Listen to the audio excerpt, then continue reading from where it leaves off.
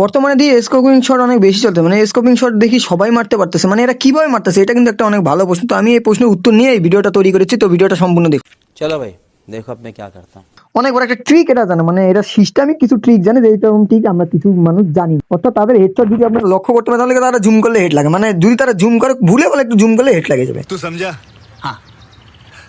মানে ভাই এটা কোনো ট্রিক, এটা কিন্তু অনেক সুন্দর একটা ট্রিক, চাইলে আপনারা শিখতে পারেন। কিন্তু আপনাদেরকে শেখার জন্য কি লাগবে, কি ভাই গেম প্লে লাগবে, স্কিল লাগবে? আরে না রে ভাই, সুন্দর প্যানেল লাগবে, তাও আবার টাকা দিয়ে কেনা।